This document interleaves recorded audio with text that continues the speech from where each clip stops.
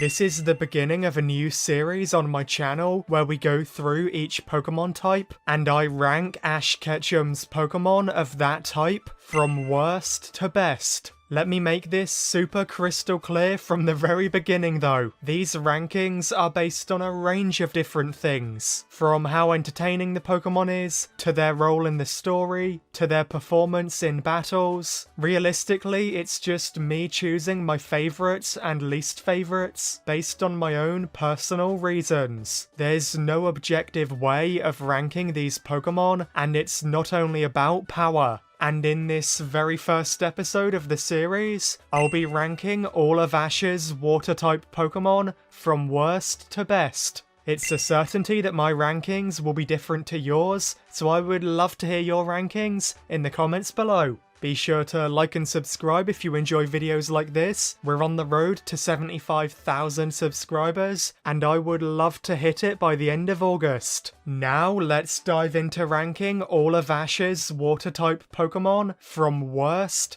to best. Number 10. Kingler.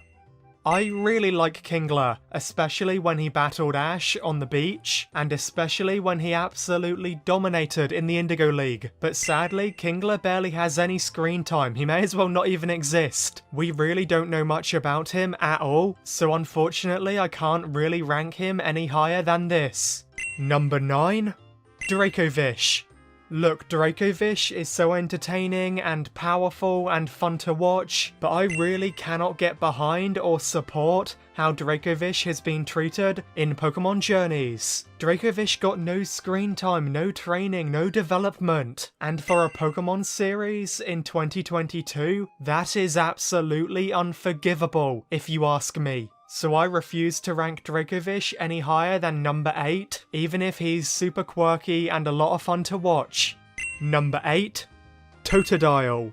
I love how entertaining and fun to watch Totodile was, but sadly that's all I can really say about him. Personally, I really wanted Totodile to evolve up into a Feraligatr, and I also really wish that Totodile was Misty's Pokemon, not Ash's. So yeah, Totodile is a lot of fun and super entertaining and hilarious, but sadly that isn't enough to carry it higher in this tier list. Better luck next time, little crocodile. Number 7. Squirtle. The legendary Squirtle ranking this low in the video is bound to shock a lot of you, but let me really emphasize, I absolutely love every Pokemon on this list. This is a tier list of love, not of hate. Squirtle as a member of the Squirtle squad is so unique and special, and I really loved how its mischievous nature bounced off of Bulbasaur. It really just breaks my heart that we haven't properly seen Squirtle since the Battle Frontier. It has been way too long. Number 6.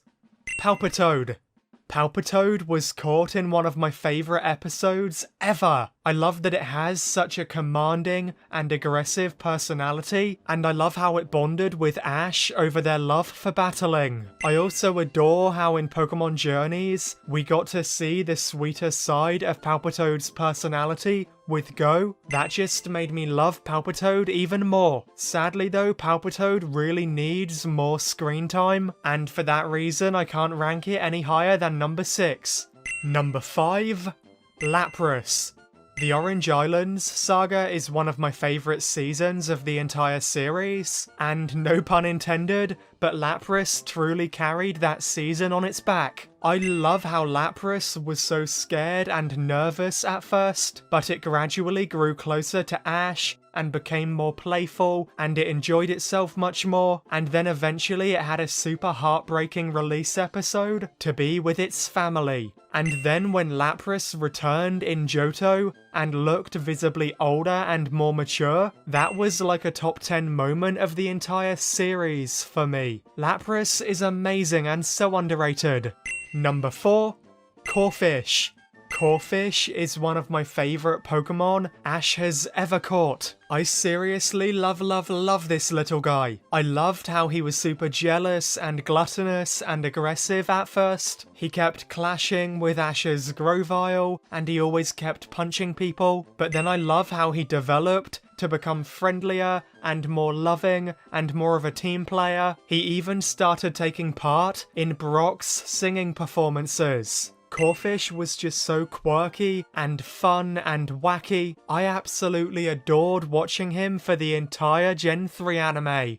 Number 3. Greninja. I mean, does this one really need explaining at all? Greninja was always gonna be in the top 3 no matter what. Greninja is Ash's coolest Pokemon ever. And in my opinion, Greninja is Ash's second most powerful Pokemon too. His bond phenomenon is actually legendary, and it never fails to get me hyped up. The way that he grew throughout the series and truly began to match Ash's level of bravery and determination and protectiveness, it was just incredible. And don't get me started on Greninja's role in the Snowbell City arc. That was just on another level. Greninja is a fan favourite for great reason, and also the implication that Greninja's powers are linked to Aura in Pokemon Journeys. That makes me love Greninja even more. This ninja frog is such a legendary Pokemon, man. Number 2. Weasel. Weasel is literally only 0.000001 points beneath the Pokemon that I chose as number 1. That is how much I adore Weasel. I love that Dawn traded Weasel to Ash. It really did connect them all in such a fun and interesting way. I loved Weasel's Ice Aqua Jet. I loved some of Weasel's focus episodes. I loved Weasel's battle performances. But most importantly, one of the main things that I adore about Weasel is absolutely his personality. I just love how he was so prideful and how he got into conflict so easily.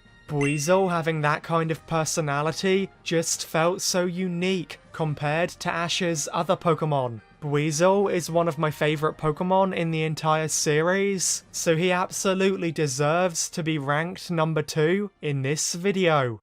And now, number 1. In my opinion, Ash's best water type of them all is Oshawott.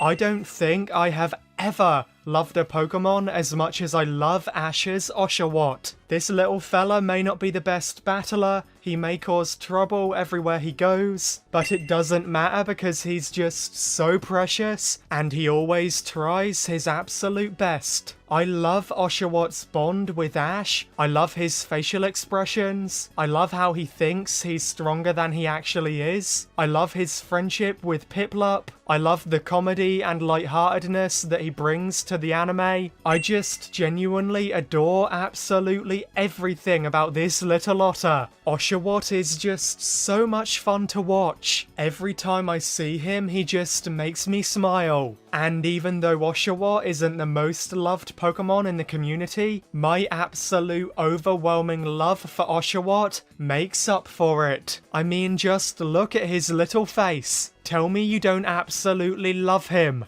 There is no way you don't love him. Oshawott truly is Ash's best water-type Pokemon ever.